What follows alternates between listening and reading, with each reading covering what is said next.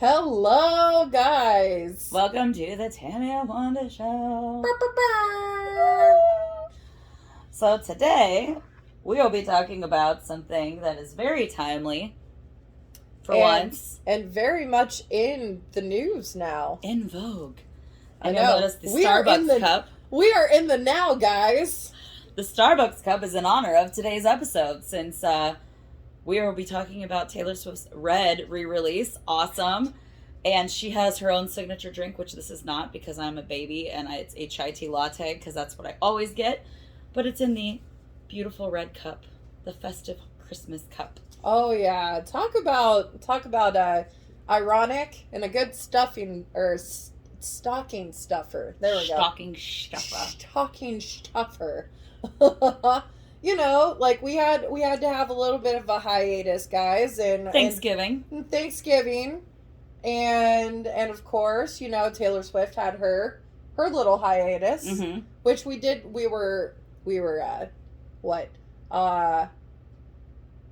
words are not with me tonight. I was trying to pick up what you were laying down, and I was like, nope. What we were researching. There we go. I got it, guys. We were doing some research. For those of you that aren't Swifties, and I am a self-prescribed, I came later to the party of the Swiftie kids, and I'm not a full-on Swiftie. I'm not going to, attack people online on Taylor's behalf. She's got enough money. She doesn't need me. Yeah. But I enjoy her. She's a wonderful lyricist, and I've said it for years. There's nobody that writes music quite like she does. Yeah. So, one of the big things that kind of caused her to re-release music 11 years after the original, actually that's not correct, it's more like 9, it doesn't matter. So the whole point is she released Red originally in 2012. Now, yes. Why re-release it, you ask?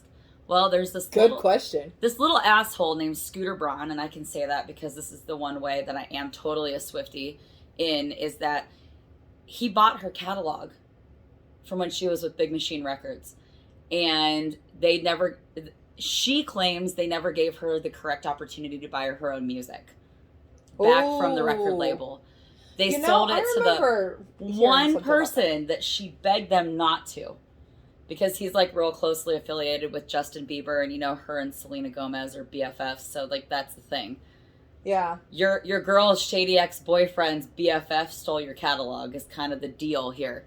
So Scooter then sold it recently to some investment company, and he promised them there was no way that she was going to be really successful in re-releasing her music. Well, woo! Mr. Braun made a bet that his ass can't cash, so they're taking him to court because both Fearless, the re-release, and Red, the re-release, have been so massively successful, the Taylor's version of both albums, that they're outselling what the albums did the first time. Well, yeah, because no one's holding them back. I mean, look at Kesha's track record. Mm-hmm. Her album before, announcing her assault. Right.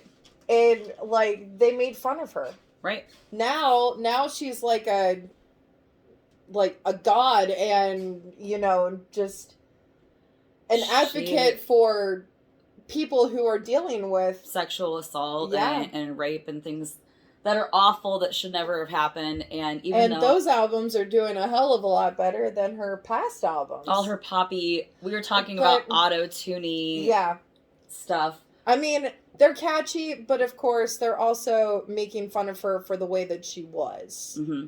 How she acted. She acted like a cracked out chick that came out with music. Mm-hmm. And she wasn't. I mean, trauma. Yeah. And that's what I think it resonates so much with people with the Red album is it's relationship trauma.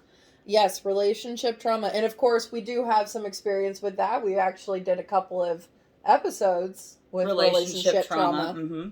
And depression and mental health even. And that kind of all plays into this album.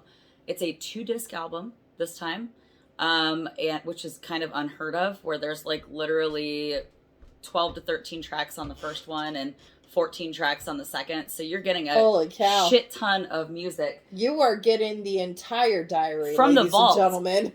So some of my favorite ones are, as the Swiftie and out of the two of us, is obviously we're going to talk about All Too Well, the 10-minute version at some point.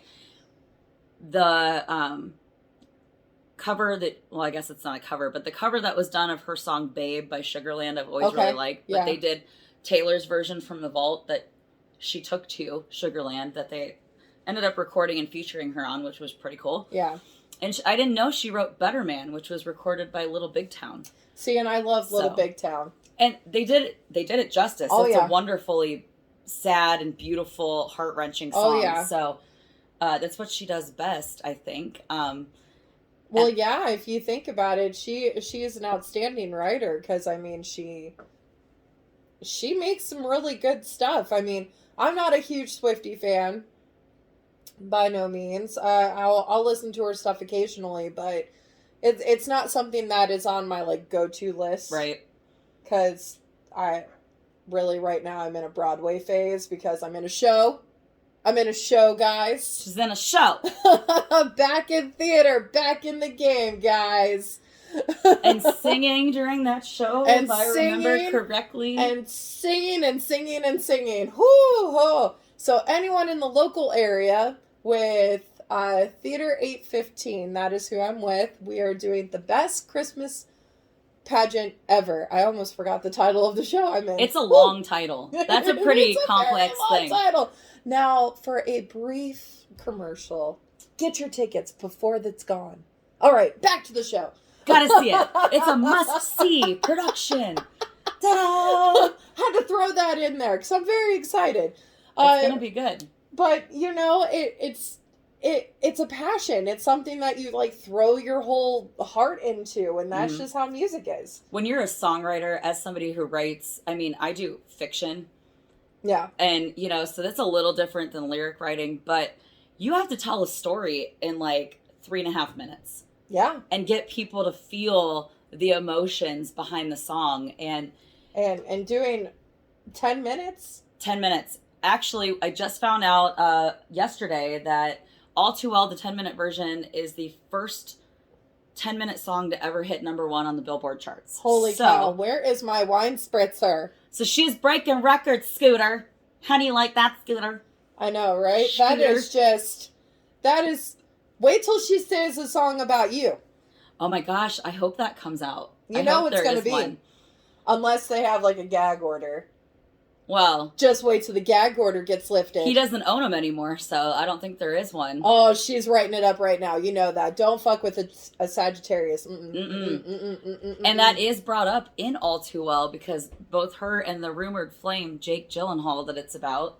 Now, and that is one thing I want to say out loud. Yes. She has never said it's about Jake. Not explicitly. We are all indicating that this is what or who it's about. Based on the timeline of the album, the original release of the album, and some of the Easter eggs she likes to put in videos, you can ascertain that it probably is him. Yeah. But it takes a true detective and Swifties to figure this out. And Swifties. Hardcore Swifties, of which I am also not, they figure shit out. Like, they're always looking for clues. If you think about it, like some hardcore fans, they are going to find whatever there is. Mm-hmm. They're going to play that album backwards for any hidden messages. Oh, yeah. They're going to analyze your pictures. Well, so she made a short film to go with it, which we watched right before we did the episode. We did. So. And I have to say, outstanding. Outstanding. It made me feel things from previous relationships that, like, it drudged up some old, ouchy feelings. And I was like, what a dick! Oh, I hate him. Yeah. I want to punch him in the throat. Why is he saying that to her? Yeah. Ugh.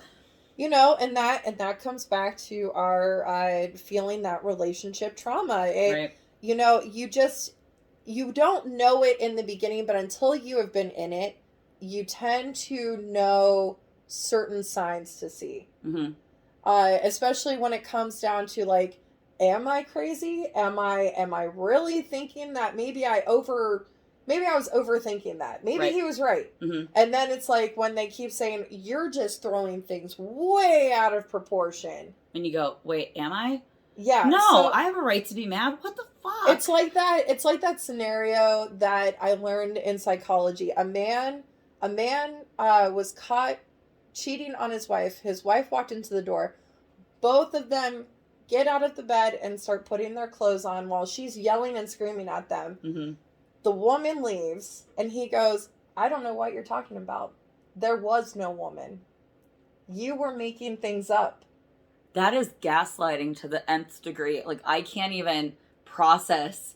Right? Like, she It was is a physically mind. there. Yeah. How do you... Mind fuckery. Oh my God. It is mind fuckery. I actually learned that in a psychology class. They were like, for instance. What is that called? Is that gaslighting 101, or is that like something beyond that only narcissists or sadists That do? is just something that is bringing that whole physical state and mind state to two different levels.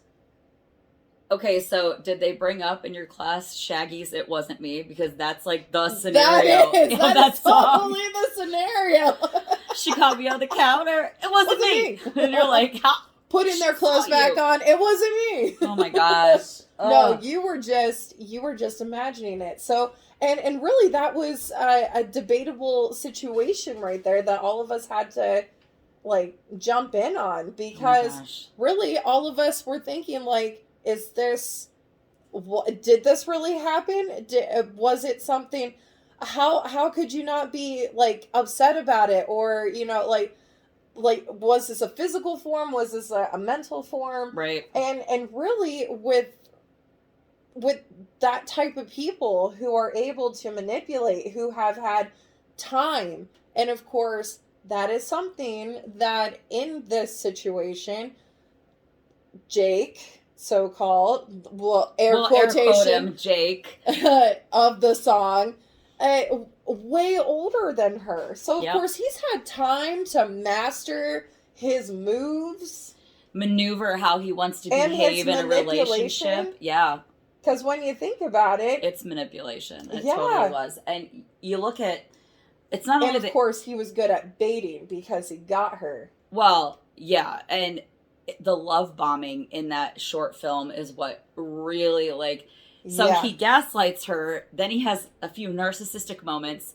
Then they argue, and once he sees that she's like over the edge, upset, he love bombs her. I'm sorry. And he's hugging her and kissing her, and you're like, it's literally, at one point she says, you're making me feel crazy. And he says, you're making yourself feel that way in the short film. And I go, oh my God, every bad relationship, that's exactly what they say. That is how it is. The guy's like you're making yourself feel like a bitch. I didn't say you were and you're like, oh my God. You physically told me all of these things. I saw this. You dropped my hand. You dropped my hand. And so it all comes to that physical mindset. And we're going to bring up the dropping the hand thing because I saw an interview with Jake Gyllenhaal on social media. I think it was a TikTok video, ironically. It was a 3-minute one, and a radio station had him watch it.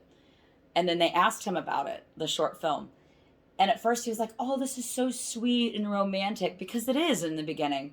You know, like most relationships. Well, that's how our summer love episode was. Yep, where everything's very lovey and you just can't get enough of that person. We're all tying this in. Yes. and he's watching it, and they get to that part, and you could see his entire body language change. Now, Taylor has never, and probably will never say that it was him. Okay? Well, really, she's never really disclosed any of the... Not really. The relationships that she's saying It's been the hardcore Swifties that have done the detective work to tell us for her. Jake is the one that confirmed it in this interview. He was so sketchy, and he was like, I really wish she wouldn't have put that in there. About the whole, you dropped my hand thing, and he was like, oh, I'm mortified. This is too much. This is all just too much. And he wants to live a private life, but he just confirmed that he's the guy and all too well. And you're like, dumbass, It would have That's just been right. a mythos or a conjecture. It would just been all stipulation if he did not use, and of course, all of us, we understand body language. Okay? When you go from, oh, whatever, and because male body language, for those of you watching, they're back in their chair and they're real like casual, and this is how This doesn't bother me confident any. men happen. And then when they sit up, now they say women are a little bit more closed off, so like we like to sit with our hands clasped or like our arms are very close to our trunk. When men start doing that female body language of the closed off, Yeah. their hands get real close, they're uncomfortable. Why are you uncomfortable, Jake? What's upsetting you? Yeah, what's going on, Jakey Poo? Is your If you past would- behavior upsetting you? If you would like to comment, you can email us. Mm-hmm. And TammyandWanda@gmail.com, Jakey. You can give us a statement. We'll keep it private between us, but I'd love to hear your opinion. oh yeah, don't worry, we won't write a song about you. Wink, wink. We won't. Maybe a book, Maybe a book. which is how the short film ends. Is she writes the A Taylor book? in the short film. She's the older her, and she writes a book, and she's at the book reading, and he's watching her with her scarf on at the end, and that's how See, it ends. and That's great. that kind of mind boggles me. Not in a like an odd way, but like in an uncomfortable way. Yeah. Because I want to know, on a different level, what other mementos has he kept from his escapades? What did he keep when he dated Kirsten Dunst, Yeah. which was the love before Taylor? This is all a You thing. If you guys have ever watched You on Netflix. Oh my God. He's very much Joe from you. is so He gives me Joe. that vibe, 100%. And I'm going to tell you, all of Could my... you just see him just like, oh, there she is. What is your story? Hello, You Beck. blonde hair. Your blonde hair, red lipness. Oh, and And you sing very nicely. You I need love it. saving. Can I save you? Why won't you let me save you? Ugh, that show messes with me because he is so fine. Oh, And then you go... third season, Whew. mind blown. Mind How blown. it ends, which Yeah. we're not going to tell you because I want you guys to watch it. But Did you finally get to watch it? no, but Oh! I've read enough because I like to spoil it for myself because for me, it's about the journey and not how it ends. So I want to know how it ends, and I've always done that in bookstores where I read the last couple pages Oh, that's my mother. before That I is my read mom. it. Because I want to Love know. you, Mom. I want to know. So Yeah. Well, that's how the way that my mom describes it. She's like, you can't get a lot of information from reading the quick summary. no, That brief summary. it's lame. She says that if you can read that last few pages just to see if it like catches you, then you're going to be more interested in that story. She's not wrong. That's what it is. She's not wrong at If all. the writing catches you and you like, where you're your just like, story's going to oh, go. I want to know more about this person. Why did it end like that? So I gotta tell, But I'm curious about that. Jake Gyllenhaal to me has always creeped me out since Donnie Darko on like a level that I can't explain. Okay, listen, he has. I found him very attractive in a couple of movies that I watched. He's not unattractive. He's not just unattractive, but then all of these weird things that came out in the media to where they like the organic shoes. Is it the Sure. organic shoes? sure, but no, about him and his sister's relationship. They're oddly close. Like it's strange. Yeah, But I love Maggie, and it I still do. seems I a like little off Maggie. with him and not with her for some reason. no, he's become more awkward. She has become less awkward. Yeah, she's kind of grown into She's herself. grown out of her awkwardness. Right. He hasn't. He's just turned into a creepy old man. Well, and he's 40, He's 40. and he's dating a 25-year-old. See, he knows. He knows the age group and he knows how to work it.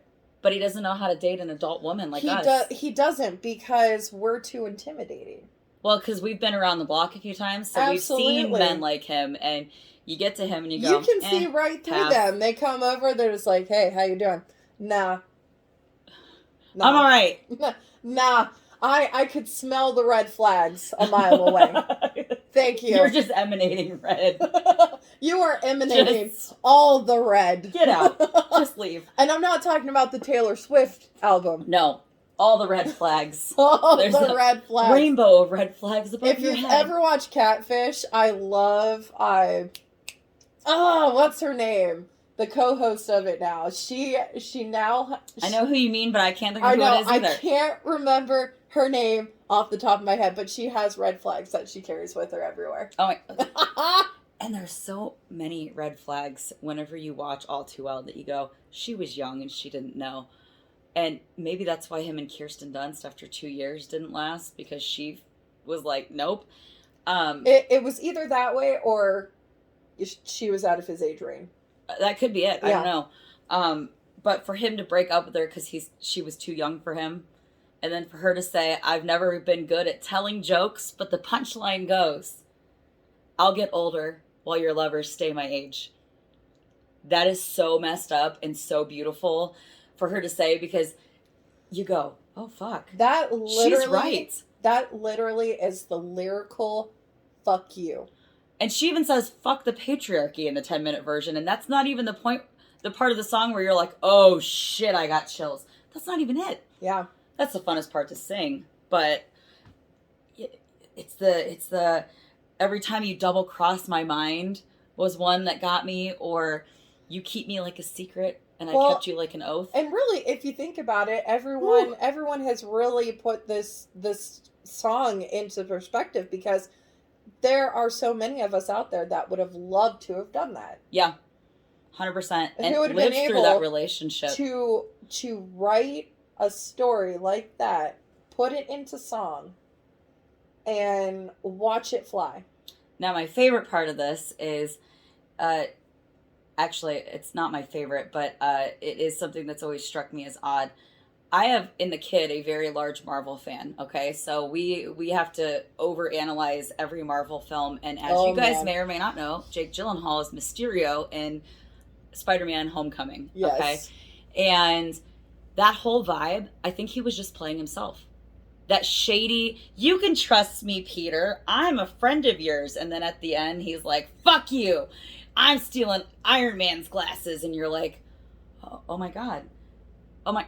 So he fucking gaslit Spider-Man the way that he gaslights women in his real life. That's just him. They probably were like, huh. That's great casting. This is typecasting much. He fits Mysterio like Tony Stark fits Robert Downey Jr. Oh, absolutely. Where that's just him. That's just him. He's not playing anybody. He's himself, that entire arc of his storyline as Tony Stark. And really... we could play devil's advocate. It's pretty shady that he hasn't come out. And if he would come out, how would it all change? I don't know that he could save himself by coming out at this point. Yeah. I think had he come out back in 2012 when the original version of this came out, he probably could have saved some face. Because if you look at how Joe Jonas responded to Mr. Perfectly Fine, which is about Joe Jonas and her dating, they've made up, and he's been seen with her, and Sophie Turner, his wife, has been a huge Swiftie fan her whole life. Oh yeah. So she's like, I've loved Taylor more than I've loved you, or longer than I've loved you, so I like this song. And she blasts Mr. Perfectly Fine whenever they fight, just to be a bitch, and I love that. But he's made the effort to like mend the fence. And if Jake would have done that, he could have had fun with this. I just think that Jake, being in the mental mind that he is, especially if he is good at gaslighting, because let's break it down. If he is that good about manipulating and mentally bashing young women who are technically still young adults. Correct. Not adults. Not fully capable of saying, no, I am not crazy. I saw it. You did it. Let's deal with this. Right. Deal with it or I'm gone. Either we are going to deal with this as civilized adults, or I'm out. And if you continue to tell me that I am crazy, I will give you a reason why I am crazy. Right. That's You pretty- want that reason, bitch? But of course, that is my adult mindset. Because Now, you've if been I through was- that. Now, if I was in her age, like at her age, which Early 20s. I've had that, I have had it to where I have been like, maybe he's right. Even after fights that I did not start, that I got yelled at because I chose to do this without his permission. Oh, without permission. Out permission, guys. Out permission. That just gives me the and skitty this was willies. not the ex-husband, guys. Previous to. Previous Still to. not a big fan of. Still not a big fan of. But after a fight, and then we have a silent treatment, and instead of him coming to apologize after we have had our space and we thought You about calm it, down, I right? had to go and apologize. Oh, fuck that. I'm sorry. Fuck that. So I never apologize first unless I know that I'm in the wrong. Well, and that's the thing about relationships is you have to know when you fuck up, just say, I fucked up, I'm sorry. Yes. And if you can't say that, you shouldn't be in a relationship. When I don't, like, when you don't answer a phone call because you're at work and they call you 10 times. Oh my God. And then they say, you need to quit your job because you're not spending enough time with me. Oh my God. That gives me anxiety just hearing it. And when you try to be the calm person in this relationship, and then when it comes to the end, because you have like the whole whimsical love. Oh yeah. Then you have the ups and downs. You see those flags, but you're The just like, first no, crack, no. as Taylor Yeah. put it. Yes. You start seeing it, but you're like, no. Let's just put that on the back burner. It's fine. It's Right. fine. Right. And then you get to the point where it's either your relationship or your family. Oh my God. That's what it came down to for my relationship. And I'm going to say, from personal experience, from the family that's been excommunicated as a result of that, I can speak very clearly. So if my brother's listening and he's not, because fuck him, I could care less if he is, because this is about you, asshole. And I could use his name, but because I'm feeling real feisty about this tonight, but I'm not gonna. For legal reasons, this is a joke. Anyway, I'm laughing. So he excommunicated his entire family because his wife was made uncomfortable by our mother. Yeah. And he's missing out on, he hasn't seen the kid since the kid was like 3 months old. Yeah. I don't think he knows that I got divorced and remarried in that time. Yeah. Actually, I know he knows that because he was pissed because and on that level, Jake Gyllenhaal. Yeah, he wasn't invited to my second wedding because why would I want him there? See, and also we can also break down. We actually sent him a message. I sent him an invitation, but he likes to tell mom whenever they do talk that I never invited him to the second one. I don't want you there. I don't want you in my life if you don't want me in yours. That's just how I am. That is your red for tonight. Thank you. That's your read on red. And we could talk for a little bit longer with these folks since we were on hiatus. We got the time. That is true. That is true. But really, if you think about it, and another way that you can think about is that he's stuck in the past. Oh yeah, with his 100%. With the red, with that scarf, being stuck in the past. That's a simulation of he will never change. Absolutely. And what's really funny about all of that is, she's a marketing genius. Whether you love Taylor, you hate her, doesn't matter if you like her music. Yeah. That woman is a goddamn promotional dynamo because 11 years to the day after he was caught wearing her old scarf in a picture by the paparazzi, she released Red. Well, I'm sure that was a trigger. Well, of course it is. And then the next day she's on SNL, and who shows up but all of her celebrity friends, including Ryan Reynolds, Blake Lively, Joe Jonas, and Sophie Turner, and Miss Selena Gomez. Yeah. And you go, oh shit, Ryan's friends with Jake because they're both like in the Marvel universe.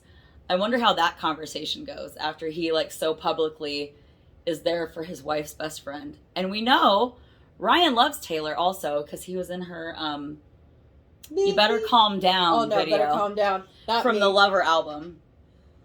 Which, yeah. It's funny because I wonder what that conversation is when they go out for beers. I know. I would love to How do be you a not fly roast on the him? wall. And we know Ryan roasts him. You gotta, the way that he is. Ryan, definitely. I feel like we know him on a personal level. We do. Well, he roasts his own wife, who's like the most gorgeous thing on earth. I know. And so you figure that conversation had to have been really uncomfortable, considering, so the night after, they were all at SNL, and she performed that 10-minute version of All Too Well, which if looks could kill, that motherfucker would be dead 8 times over, because she was glaring at the camera like he just broke her heart. And to be able to do that as an actress, since we both act, that's pretty telling that was hard for her. Yeah, that just shows how good method acting is. Yeah. Because you try to live it. You use your life experience. Yeah. Yeah, she does that pretty well. So the marketing dynamo then, after being seen with Blake Lively, Blake did a video that she directed of I Bet You Think About Me, which is a duet with Chris Stapleton. Yep. And it got released the very next day after that SNL performance. And then the very day after that, they announced that Blake Lively has a new movie coming out. And like, you go, holy shit. So she's helping her friends with the publicity train too. She brings them in and lets them help her, and she helps them. And it's pretty freaking awesome. Listen, you help your friends, and once you like fuck up, forget it. If you're a Taylor Swift friend and you fuck up, because she's a Sagittarius. That's what it is. You can't cross those. I feel that you do not cross Sagittarius with love. I'm a Cancer. We put our shells back up, and then you just don't get back in for a while. Nope. With Sagittarius, once you hurt them once, it's done. You're gone. It's done. You out. You have just been put off by our eternal flame. Your ass is done. Because I am a Sagittarius, and actually, on Wednesday, it'll be 9 days for my birthday. Oh my gosh. I know, it's getting close. I know. It's close. It's close. Yeah, but I totally feel it, because, I mean, there have been many people in my life where they have fucked up once or even twice. Oh, yeah. Because I gave them the benefit of the doubt, and I did not. Nope. Don't fuck with me. Don't fuck with my friends. That's how it goes. We're both mama bears in that way. I think that's why we gravitated so much to each other in the beginning, is it's like, okay, you have your wall here. You're behind the wall of the Cancer Sagittarius mix. You ain't getting messed with unless we let them in for you. Yeah, listen, I'm a firewall. Ooh, an IT term. I'm so happy. So proud of you. You used it appropriately in everything. Yay, I'm learning. It's awesome. Red like fire. Oh. No, but seriously, and the thing that she really did that I think a lot of artists need to learn from, and the whole I'm releasing a CD thing, that Adele did not do right, that Taylor did do correctly here, since their releases were a week apart, is she went on TikTok Thursday before the Red release and released all the tracks. And she's like, you guys get them a day early, and I can't wait to see what you do with them. And she's watching and commenting on reactions to her album release. Yeah. Like, amazing things. And she's very interactive on TikTok with fans, and I think that's something going forward, just with social media. A lot of people, interaction's a huge deal. Yeah, a lot of artists need to, like we said before we recorded. Artists normally like to change their music with the times. Right. Like Lady Gaga, she definitely changed it from her first one. Right. She's drastically different on Joanne than she was on... Yeah. With the Fame Monster. Fame. Yeah. Yeah. With Fame. And then the second release of Fame Monster. Right? Yeah. That's the one Bad Romance and Paparazzi are on, right? Yeah. And then she has... The weird one that I have that I really like that has the... I live for the applause. It's the Jesus one is what I call that album. I just forget what it's called. But it's got... Capital H-I-M. M. It's just such a fun album, but it's so different. And they're all so different. But it just shows how much they have evolved through the moment that they started. If we think about... Pink. Pink's one of my favorite. We both love Pink. Pink's the best. One of my favorite artists. I got her very first album, saw her in concert. She was real hip hop, wasn't she? Oh, the beginning? Holy hip hop pop, like not like poppy pop like Britney Spears, but Yeah. like the new cutting edge of pop. Yeah. So it was like on that like alternative.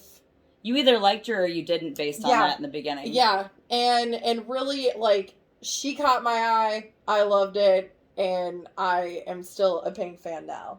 For me, it was and I could see the cover in my head, but it's the Funhouse album. Oh, that is one of my favorites. That's the one that made me love her. Like, I always kind of liked her, but that album with Family Portrait. Misunderstood actually got re-released. It actually hit 20 years old, I think. My God, I feel old. Me too. I just got chills, and not in a good way. I was like, oh. I think it was 20. Don't quote me, guys. It's got to be close. I think it is because I mean I was in high school. Yeah, me too. 01. That's when I graduated, and that tracks. Yeah. That was when NSYNC was popular. She toured with them. Like, yeah, she toured with them with her first album. And then her second album, she did a couple of tours, and then she broke out and did her own tours. Now, that's somebody who wrote about her relationship and family trauma in a way that is celebrated. And one of the things that really bothers me in this whole Taylor Swift thing is people love to hate her because she writes about breakups. But she's not the only, nor is she the first to do it. We talked about that. Everybody in the music industry, in history, it has always been about either a timeless love, a breakup. Or Pink Sober. That whole song is about her and Carrie breaking up for a while. Yeah. Her wonderful husband, Carrie Hart, who I love dearly. And I mean, and going through like the dark time, like just, you know, but every artist does that. Their way of and writing. It's not just females. For the record, you guys. Males! Think about Johnny Cash. Johnny Cash, big legend in the music industry did it. And you go, okay, so it was Johnny Cash. And then my favorite example is Paul Simon. Yes. He wrote about, so I didn't know till recently that him and Carrie Fisher were married from 1983 to 1984. Oh, wow. And then they continued to date after. Okay. The divorce. You don't. It's so weird to me because he wrote gotta stay close to home. 2 songs about her, and one of them's pretty scathing and about how mean she is. Well, and she could have been. Eminem. Oh my God. Eminem. Kim, that whole album was messed up. So come on, why are we not putting them on blast? Or my favorite other example, like we discussed, Fleetwood Mac's every album they've ever made. Yeah. You look at them singing to each other, Lindsay and Stevie, and you could still feel that like romantic, fuck you, I hate you, but I want to kiss you energy. Yeah. Hello. Yeah. When you think about it, just go back and listen to all of your songs. Or the Beatles. Beatles. Yeah. They talked about their past loves. All the Yoko Ono shit. And all the Yoko Ono shit. Oh, boy. With her playing background on John Lennon music. Oh, my God. Oh, creepy. Jesus. Yeah. But, like, if you think about it, like, the music industry is like how we write in journals. Literally. And they put a song to it and music to it and go. You can't tell me, okay, since Brandon Urie did a song with her and we both love Panic at the Disco, their biggest hit is, remind me what it's called because I can hear it in my head. Oh my God. I Write Sins, Not Tragedies? Yes. Oh, yeah. Woo! that whole song is about him getting jilted, right? Yeah. The guy gets jilted in that song, and you go, who hurt you, Brandon Urie? Who hurt you? I want to know who hurt him because I want to make him feel better. And he came out with all that pain, and then he's on a track like Me with Taylor Swift, where it's so joyous and happy. And what's so funny is that Pete Wentz and the lead singer of Fall Out Boys found him. Yeah. And Fall Out Boy is pretty good, too. And that's Fall Out Boys is fucking amazing. Yeah. Any of us that went through an emo phase, think about those songs. We're going down, down in an earlier round.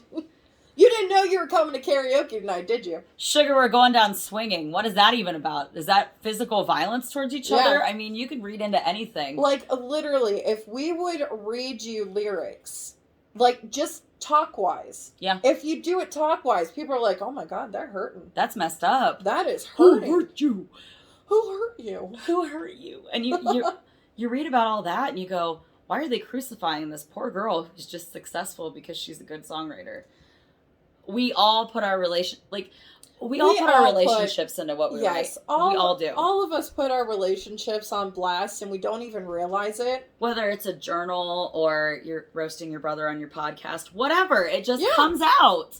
Whatever platform, hers just happens to be a higher platform to where there is scrutiny involved. Right. And then to call her basically a slut when she's dated probably less than most women. You figure, you count up the famous exes and there's still only like 7 or 8 guys. Oh, yeah. And you go, how is she a slut?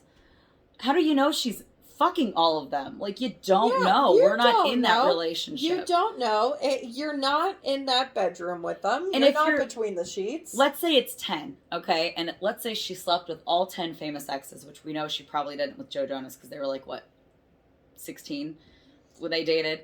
Let's take that one off the table. Purity rings, guys. Come on. Hello.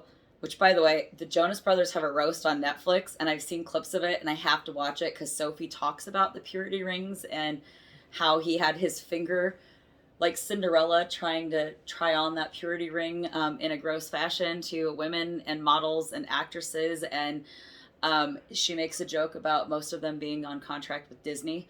And I have not laughed that hard in a long time. So I highly recommend. Oh. But if you take that out, let's say she slept with 10 guys in her lifetime up to her current beau.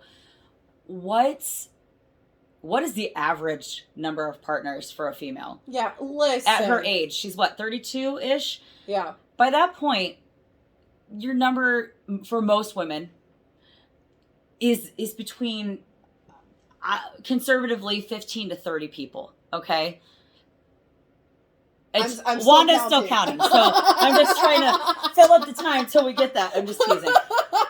But, not everybody's... I can neither confirm nor deny. Not everybody's is that high. Some people, it's as low as 1, which is fine. The number, you should not be shamed, I guess, is the point. For how many people you've slept with or dated. Listen. That's messed up. How does one... I'm just going to pull a Boromir out of here. One does not simply call someone a slut if they do not know the correct amount of people they need to sleep with. And we don't. And you don't. But it's also nobody's business but the person. Absolutely. And maybe your partner. Unless you slept with that person and they got syphilis, that is your problem. That is a problem you need to work out. But but I mean, it's no one's business on how many people you sleep with. Unless you're very open about your which is sex fine. Life. I mean, I'm very open about my sex life. There have been some questionable ones. Where you go, but why?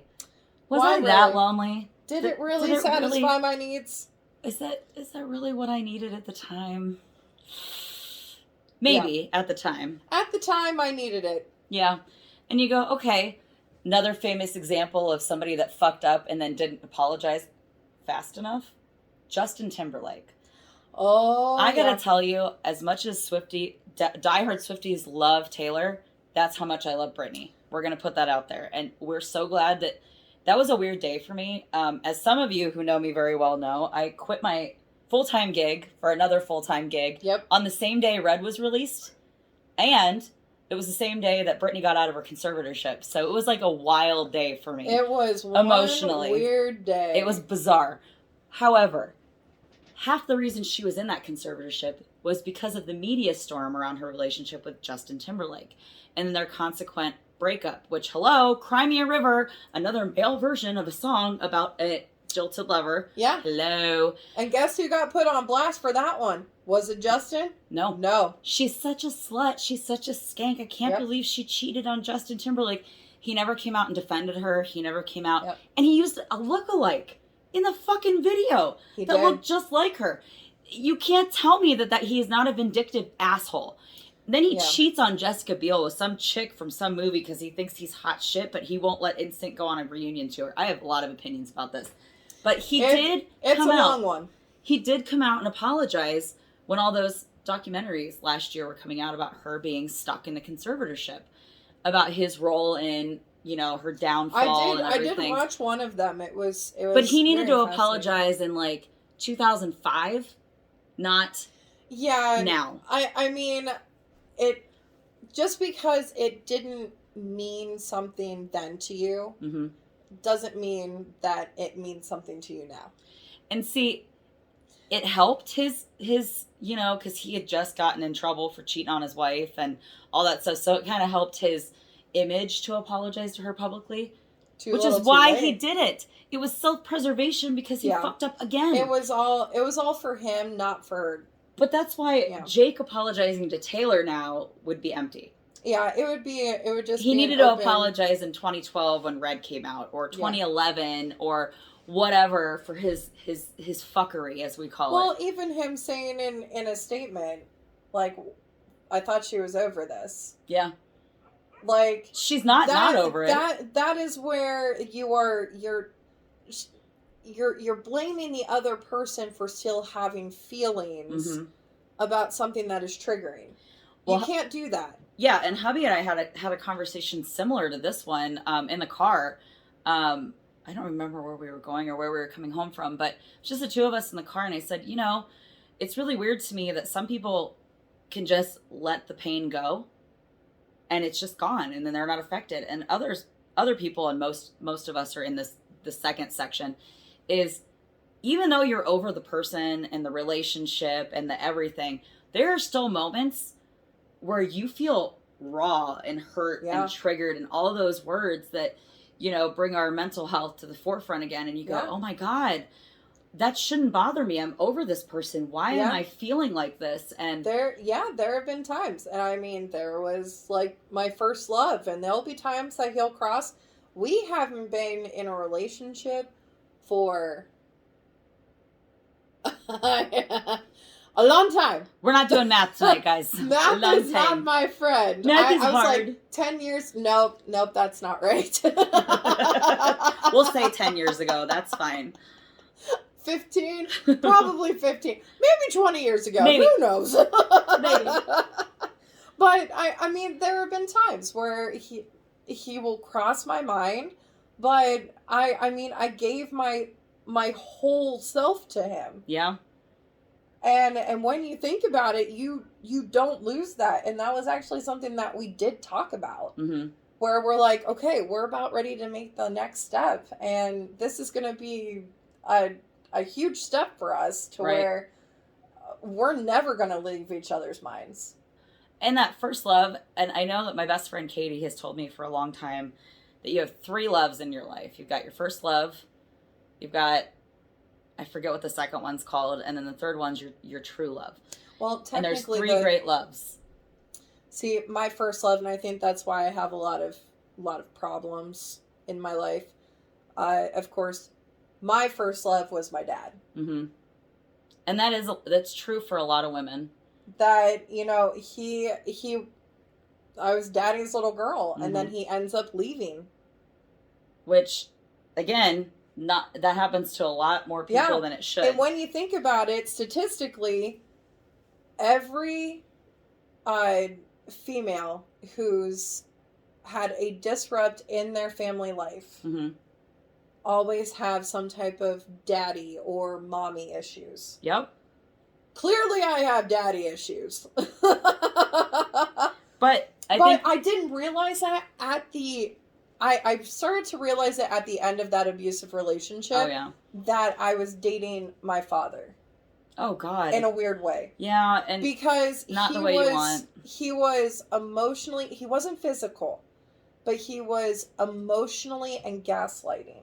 Oh, that's almost worse than physical. I think I would rather get punched than emotional. When you're sitting at the table, at the kitchen table, working on homework, your mom walks in from working a 12-hour day, and your dad did jack shit for the day because That's just who he was. Who cares if we go to work or not?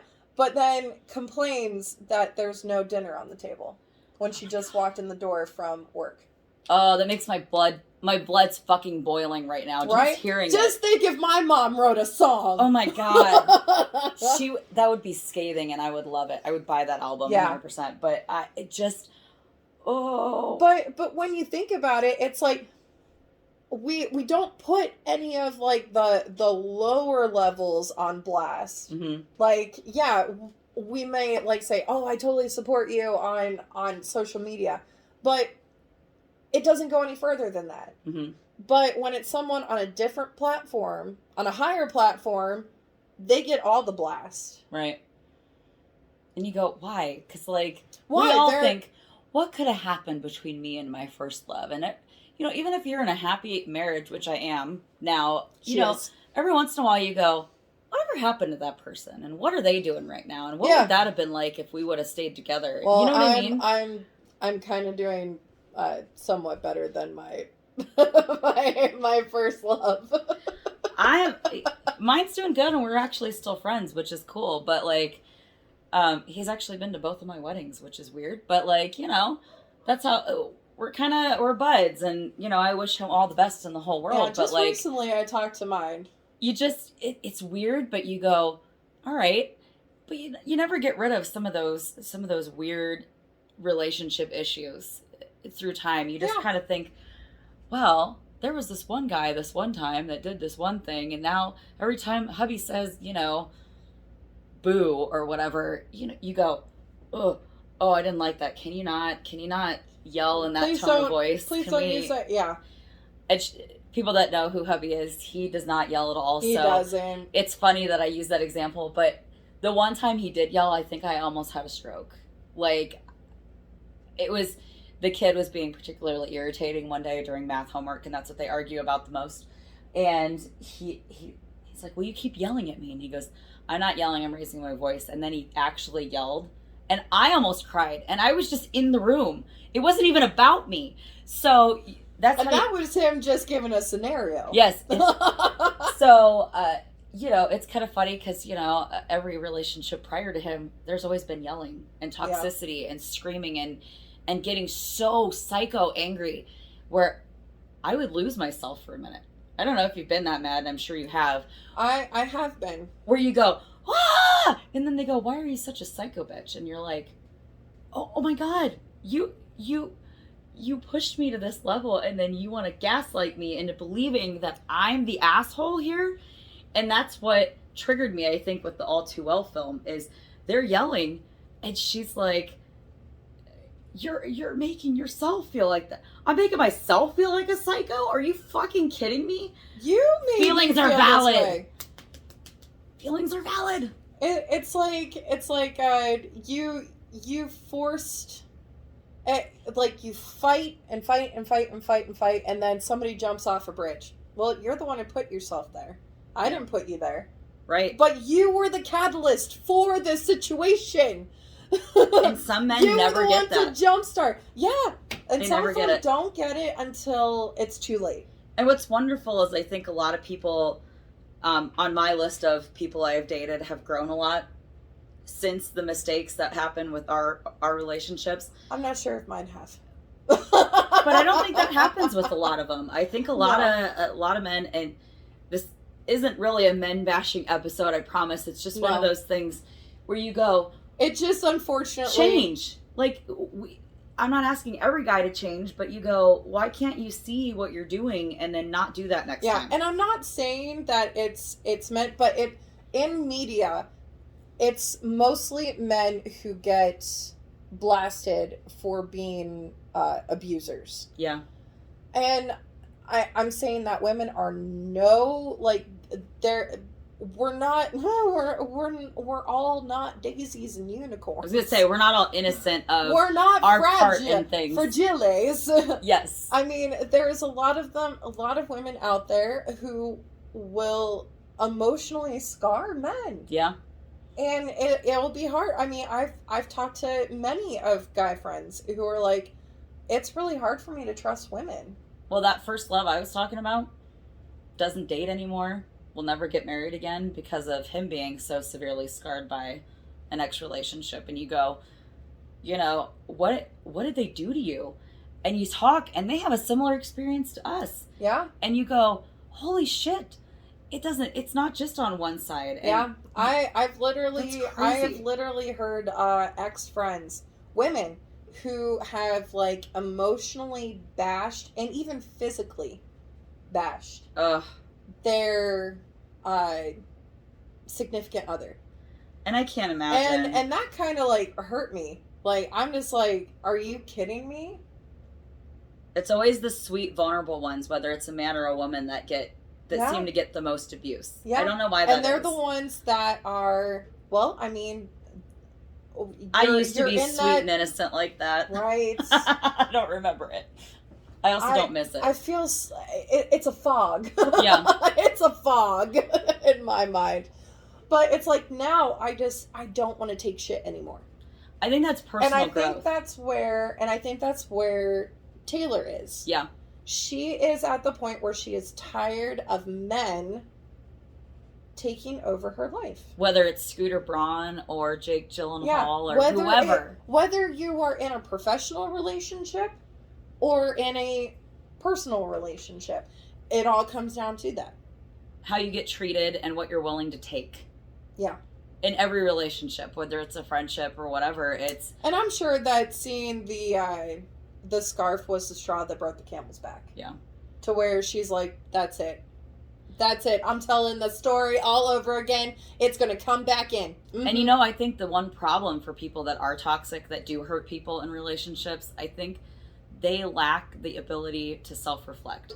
They do. Where, for me, every time I've, had a relationship breakup, you go, what could I have done differently in that scenario? Yeah. That it wouldn't have escalated to whatever point, with us screaming at each other face to face and spittle hitting each other. How could we de-escalate that before it got to that point? Is it telling them and explaining when we are calm what gaslighting is and that they're doing that? Is it me walking away from the fight and calming down? What's the thing I can do differently? Yeah, see, I'm that person. I have to walk away and calm down. I can't rationalize how to come up with a solution when I'm still angry. Yeah. When I'm still fired up. I can't do it. See, I can until a certain point. I have this weird meter, and I think I get this from my dad, where I'm fine, and I might be a little mad, but I'm still fine, and I'm still fine, and I'm still fine. And then I hit this one level where I go fucking batshit crazy, and I can't process after batshit crazy happens. When I'm starting to get mad, I can still process, I can still calm down, we can still talk about it, I can still get through it. You get past that batshit crazy, and my ass is just, I can't think. All I can do is scream and tell you how much of an awful human you are, and it's ugly, and I haven't been there in a long time. And believe me, you don't want to see her when she comes down. No, because then all I can do is cry and feel guilty for being an a-hole. Then she drives around town. Well, yeah. Drives around town to calm down even more. I sit in a parking spot and cry and play solitaire for 2 hours. So that's... We all have our solutions to therapy. And this is Taylor's therapy. Well, and I do that with parenting too. There's moments where, your kids just right up your ass, and they've been up your ass for all day, and you're just like, I need a fucking break from this kid. And you love them dearly, but you just need a minute. Oh yeah, I mean I call them mommy timeouts. They're wonderful. For those of you that parent and listen, that's right? A lifesaver. Those are good. Yeah. Yeah, I remember my mom being that way. Like, she's like, I just need a minute. And she'll just walk away. And, like, both of us will just, like, slam doors. Yeah. And then it's, like, after, like, 30 minutes or so, like, after we've calmed down however much, like, she'll give me the silent treatment. Mm-hmm. And I come out. Because there's been, like, a few times where we've gotten upset with each other. And she's, like, in the middle of making dinner. So she'll be making dinner. And I'll just put my head on her shoulder. And I'm like, I'm sorry. I learned from both my parents that the best thing you can do after you get mad and blow up is explain why you were mad calmly. Yeah. Especially with kids. Because they don't understand sometimes that adults are under a certain level of scrutiny and stress. So job change for me. I've been kind of a psycho a little bit lately. Mm-hmm. But my anxiety's been through the roof. And I hear a rapper and I'm like, oh my God, could you take any longer opening that fucking package? I just did that to hubby today. Not to the kid. But you know, you snap, and then they get upset, and you sue them after you calm down, and you go, no, you understand why I flipped out, right? And sometimes they don't know, and you have to go, okay, well, I'm under a lot of stress right now, and after tomorrow, when the new thing starts, I'm going to know what I'm walking into then, and it's going to de-escalate, and I'm really sorry that came out at you, but it's not about you, and you didn't do anything wrong. Because they need to understand that having a bad day or having an anxiety attack is normal. Yeah. That's fine. That means you're not crazy, guys. Well, not necessarily. On a certain Not level. in my case. But in a relationship. Yeah, in a relationship. You're not crazy. But that works no matter what relationship, whether it's a friendship, a romantic entanglement. And that's the other thing Taylor gets heat for, is ending friendships. And you go, well, if somebody is not holding up their end of the bargain, their end of the relationship, why would you keep it going? I feel that. We felt that. Yeah. Well, there's one particular human whose name we will not ever mention in this room or on this podcast that hurt both of us pretty deeply. And let's come out with a song for that one. Oh my God, we should. Oh, you know we should do a parody video. Like the Pete Davidson Taylor Swift one of You're So Vain. Yep, that's what we're doing. Look out for that on our YouTube channel, friends. YouTube, TikTok. We ended that relationship because it wasn't suiting anybody involved. Yes. And it's a shame. It ended badly. It's a shame because it was fun. And of course it still brought up a lot because I think we have some unfinished business. Yeah. Some things that we on our end, I know on my end, I feel like there are some loose ends. Yeah. And things that need to be explained a little bit better.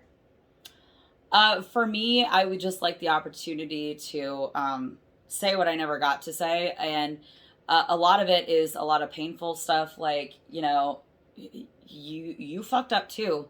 Because the person in the scenario doesn't want to admit that they did anything wrong. Which is the Jake hurtful Gyllenhaal. Part. Yes, 100%. That's Jake where it ties Gyllenhaal. in. Where you go, you know, can't you just say one time that you fucked up? That's all I want to hear is, I'm sorry I fucked up. And if I got the apology, I might be willing to repair that relationship. But the fact that I've been getting hit with the brick wall of nothing is the hurtful part, you know? Yeah. And we had dealt with that for a lot of months, actually. Mm-hmm. And now it's just sad. one of those things that come across your mind every once in a while if you see a post. But I think much like Taylor, I'm a lot more guarded as a result of that relationship. And I think that every time you get hurt, you get a little bit more, there's more walls up. Yeah. There's more selectivity. Mm-hmm. You're not as open to bringing new people in.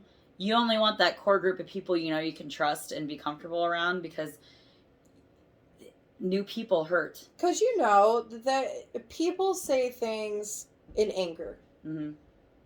That sometimes they just need to verbally get it out of their body. But you need to be able to say... But you don't mean it. Right. I'm sorry, I just needed to get that out, and I didn't mean any of that. And the reaction of, you know what, I understand, and in time I can forgive you, or I forgive you, depending on how horrible what they said is. But the lack of forgiveness in certain situations, I think, hurts. I would understand, instead of cutting people off immediately, just saying, get that, I forgive you, it's over. And you never have to... I'm going to shout out... We don't even have to see each other again. To my cousin Ashley, her and I had a very interesting heart-to-heart last time I got my hair done. And she's my hairstylist. She's wonderful. I love her for more than just that reason. But she's just going to have to do my hair. She's just a wonderful person. And she's kind of rejoining her walk with her own Christian faith right now, which has been really fun to watch, because she's becoming closer to God and her Christianity. And as a fellow Christian, I think it's beautiful to see. But the shout out, we were kind of talking about how we are as people, and she said, you know, she's a lot like you, where she'll give another chance though, but it'll never be the same. It won't. And you go, oh my God, she said that. And I started looking back through my catalog of pain, and I'm like, she's not wrong. That's kind of how I am now that I'm looking back, is I'll let you back in my life. I'll forgive you, but I'm never going to let you get that close again. That's how one of our other friends was. Mm-hmm. Where I'm like, okay, I'll give you the benefit of the doubt. Yes, we will be in the same room, but it's just not going to be the same old willy-nilly. It can never be the same again. It's never going to be the same again. Yeah, absolutely. And you go, because I know the way that you are. Mm-hmm. And yes, you could probably change, but I still have that inner doubt that you're not going to change. Or that you're going to hurt me again, or whatever that is, you know, you go. So you're going to be at not even an arm's length, like arm, leg, an entire body. 10-foot pole. I used to twirl a flag. The 5.5-foot pole might be appropriate. There you go. But, you know, when she said that, it didn't really hit me until a few days later. And I was like, oh my God, that's exactly what it's like being an adult, is you're still, I forgive you, but you never really get back to how close you were before, because you go. Because when you think you're a kid, like, you have a fight with your friend, you're just like, you called me a meanie. Oh my God, I don't know. I don't know. She called me a meanie. And then you guys, like, call on the phone. You're like, oh my God, I'm so sorry. Like, I was just really having a bad day. And can you forgive me? Yes, I can. And then you guys are, like, best friends. Yeah. But it's like, the older you get, the more street smarts. Me, I'm more jaded and cynical. Life smarts, you know, all that stuff. I don't even know if life smarts is. I'm putting that down in my book, life smarts. But, you know, like, when you get more knowledge, it's harder. Because that clouded veil is lifted up. Yeah. When you're older. Well, and yet, I feel like what I've been doing is condensing. Like, I used to have, and I still do, a whole bunch of friends that I love very dearly, that I want to see do well and everything. And I will always pray for you when you're going through something. And I will always tell you, awesome, your new baby's beautiful. I like to which call I've had a few the, friends have babies this week. But the T-Mobile top 5. Yeah. But you have your lot MySpace of top 8, you know. When you get dropped down from that, you're just like, oh, and shit. And it's not that you don't love, like, the other people in your wider circles, but I feel like as I get older, that circle of people I want to reach out to when I'm stressed out or I need something emotionally to be validated after a fight with hubby or whatever. Like, why do you think that's how it is when you get older, like when your, like, close friends start dying off? Like, you have nobody. Yeah. When you're older. Because it just keeps getting smaller and smaller. And we both talk to our moms quite often, so it's like, I started thinking, oh my God, she's 72. I know!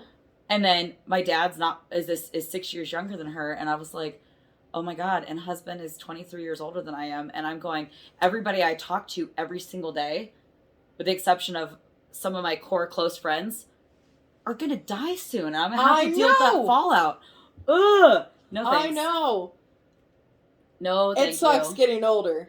Because then you start thinking about your mortality shit like that. rate. Then who do I call when I can't remember how long to bake a fucking baked potato for in the microwave? I know. Because right now it's Dad. But who do I call with that question? Or call when you have a medical issue. And that's kind of a fun way to wrap today up. So in honor of Taylor's longer version of All Too Well. Hey, we did our longer version. Yes. Can you tell that we missed you guys? And much like us, her best friend is her mom. Yeah. And she loves her mom very dearly. So I think if she sees this, and I hope that she does. I really do too. We love you. And if you ever want to, have an interview with us on our podcast, please call us. Yes. You don't even have to be here physically. We can just put you on a computer and it would just be fantastic. It'd be awesome. And be looking out we're bringing our dear friend Alex Calvin on the show in the next couple weeks. We were supposed to do something with her before Thanksgiving, but shit happens. Yeah, life happens, guys. So health happens. Our wonderful dear friend who wrote this amazing book is going to be on to talk about her book, and we will have the link leading up to the episode. Up, down, and all around. So catch us next time. We love you, and we'll see you Love later. you guys. Bye. Bye.